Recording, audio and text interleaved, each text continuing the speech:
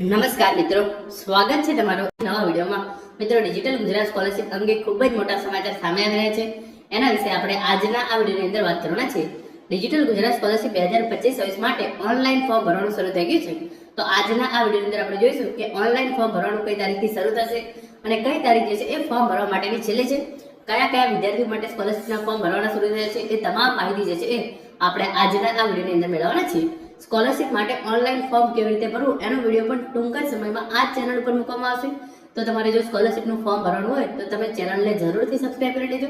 હવે શરૂ કરીએ આજનો આ વિડીયો। તો તમે જોઈ શકો છો, ડિજિટલ ગુજરાત સ્કોલરશિપ 2025-26 સ્કોલરશિપના ઓનલાઈન ફોર્મ ભરવાનું શરૂ। પોસ્ટ મેટ્રિક સ્કોલરશિપ 2025 ધોરણ 11-12 તથા કોલેજના તમામ વર્ષના વિદ્યાર્થીઓ સ્નાતક અને અનુસ્નાતક માટે ઓનલાઈન ફોર્મ ભરવાનું શરૂ થઈ ગયું છે। એટલે કે જે વિદ્યાર્થીઓ ધોરણ 1 થી 10 ની અંદર અભ્યાસ કરતા હોય એમના માટે પ્રી મેટ્રિક સ્કોલરશિપ હોય છે અને એના ફોર્મ છે એ તમને તમારી સ્કૂલમાંથી જ ભરી આપવામાં આવે છે।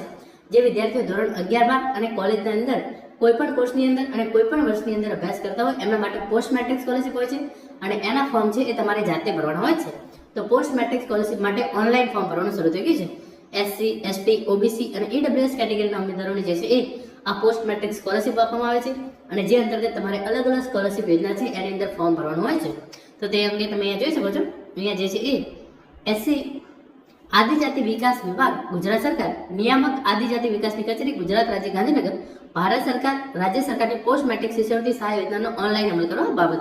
તો તમે જોઈ શકો છો, પોસ્ટ મેટ્રિક સ્કોલરશિપ જે પણ વિદ્યાર્થીને આપવામાં આવે છે SC, ST, OBC અને EWS કેટેગરી સાથે સાથે જે વિદ્યાર્થીઓ NT-DNT કેટેગરીના હોય એમને પણ જે છે એ પોસ્ટ મેટ્રિક સ્કોલરશિપ આપવામાં આવે છે।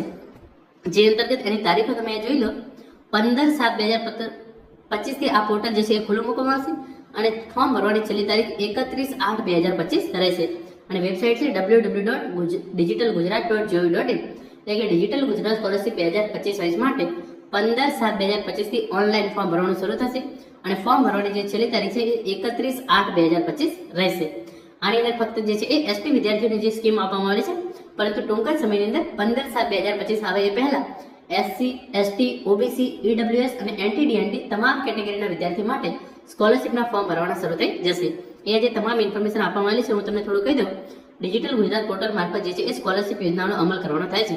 ધોરણ 11-12, ડિપ્લોમા, ITI, સ્નાતક, અનુસ્નાતક, PhD સુધીના તમામ અભ્યાસક્રમોમાં રાજ્ય તથા રાજ્ય બહારના સરકાર માન્ય જે છે એ કોલેજો અને શાળાઓની અંદર તમે અભ્યાસ કરતા હોય તો તમને જે છે એ અને તમે MY સ્કોલરશિપ કે બીજી કોઈ પણ સ્કોલરશિપ ના મેળવતા હોય તો જે છે એ આ સ્કોલરશિપ માટે જે છે એ એપ્લાય કરી શકો છો। અહીંયા ST વિદ્યાર્થીઓ છે એમના માટે સ્કોલરશિપ સ્કીમ આપવામાં આવેલી છે, પરંતુ SC, OBC, EWS અને NT-DNT તમામ વિદ્યાર્થીઓ માટે 15/7/2025 થી સ્કોલરશિપના ઓનલાઈન ફોર્મ ભરવાનું જે છે એ શરૂ થઈ જશે। જે અંતર્ગત ST વિદ્યાર્થીઓ માટે કહે છે umbrella scheme for education of ST student post matric scholarship, umbrella scheme for education ST student post matric scholarship freeship card જોડો હોય એનું, પછી post matric scholarship for ST girls having annual family income more than 2.5 lakh, પછી post matric scholarship for ST girls having annual income more than 2.5 lakh, freeship card, medical loan student only, પછી food bill assistant two ST students, Swami Vivekananda scholarship for ST students studying in ITI અને financial assistance to purchase of instruments for medical and engineering student અને fellowship scheme for ST students studying in PhD। એટલે કે જો વિદ્યાર્થીઓ ધોરણ 11-12 ની અંદર અભ્યાસ કરતા હોય એમના માટે, કોલેજના કોઈ પણ વર્ષની અંદર સ્નાતક કે અનુસ્નાતક અંદર અભ્યાસ કરતા હોય એમના માટે, ITI કરતા હોય એમના માટે, જે વિદ્યાર્થીઓ મેડિકલ અને એન્જિનિયરિંગ કરતા હોય એમના માટે, જે વિદ્યાર્થીઓ જોડે ફ્રી શિપ કાર્ડ હોય એમના માટે પણ સ્કોલરશિપ યોજના છે અને જે વિદ્યાર્થીઓ જોડે ફ્રી શિપ કાર્ડ ના હોય એમના માટે પણ જે છે એ સ્કોલરશિપના ઓનલાઈન જે છે એ ફોર્મ ભરવાનું શરૂ થશે અને જે વિદ્યાર્થીઓ PhD કરતા હોય એમના માટે પણ જે છે એ 15/7/2025 થી 31/8/2025 સુધીમાં ઓનલાઈન અરજી જે છે એ કરવાની રહેશે। પછી કેટલીક સૂચનાઓ વિદ્યાર્થીઓ માટે ખૂબ જ અગત્યની છે। તમામ વિદ્યાર્થીઓ ફોર્મ ભરતા પહેલા તેનું બેંક એકાઉન્ટ આધાર સાથે ચેક લિંક છે કે નહીં એ ચેક કરી લેવાનું। એટલે કે તમારું આધાર કાર્ડ જો બેંક સાથે સીડિંગ કરાવેલું છે, એટલે કે આધાર કાર્ડ અને બેંક એકાઉન્ટ લિંક હશે તો જ તમને તમારી સ્કોલરશિપ જે છે એ આપવામાં આવે છે। તો સ્કોલરશિપનું ફોર્મ ભરો એ પહેલા તમારે જે છે એ આ ચેક કરી લેવાનું છે। દરેક વિદ્યાર્થી તેનો મોબાઈલ નંબર આપશે, આધાર કાર્ડ સાથે લિંક કરવાનો રહેશે। એટલે કે તમે જે મોબાઈલ નંબરથી ફોર્મ ભરો છો એ મોબાઈલ નંબર તમારા આધાર કાર્ડ સાથે લિંક થયેલો હોવો જરૂરી છે અને વિદ્યાર્થીએ તેનો બેંક એકાઉન્ટ અને મોબાઈલ નંબર સમગ્ર અભ્યાસક્રમ દરમિયાન બદલવાનો રહેશે નહીં। બેંક એકાઉન્ટ નંબર પછી ઇનઓપરેટ એ ઇનએક્ટિવ હોય તો એની જવાબદારી પણ જે છે એ વિદ્યાર્થીએ રાખવાની રહેશે। એટલે કે તમારું જે છે એ તમે બેંક એકાઉન્ટ અને મોબાઈલ નંબર જે પણ અત્યારે સ્કોલરશિપનું ફોર્મ ભરવા માટે આપો છો એ તમે જ્યાં સુધી તમારી કોલેજ કે તમારો પૂરેપૂરો અભ્યાસક્રમ નથી પૂરો કરી રહેતા ત્યાં સુધી બદલાવો જોઈએ નહીં. એટલે કે ફોર એક્ઝામ્પલ તમે ધોરણ 11ના વિદ્યાર્થી છો અને અત્યારે તમે જે બેંક એકાઉન્ટ અને જે તમારો મોબાઈલ નંબર આપો છો એ તમે 11-12 પૂરું કરો, તમારી કોલેજ પૂરી કરો, પછી તમે જે છે એ અનુસ્નાતક કક્ષાએ જાઓ અને પછી તમે PhD કરો ત્યાં સુધી જે છે એ બદલાવો જોઈએ નહીં. તો તમારા માટે આ 3 ખૂબ જ અગત્યની સૂચનાઓ છે. પહેલું કે તમારું આધાર કાર્ડ જે છે એ બેંક એકાઉન્ટ સાથે લિંકવાનું જોઈએ, તમારો મોબાઈલ નંબર છે એ બેંક એકાઉન્ટ સાથે આધાર કાર્ડ સાથે લિંકવો જોઈએ અને તમે જે પણ બેંક એકાઉન્ટ અને મોબાઈલ નંબર આપો છો તમારે એ બદલવાનો થતો નથી.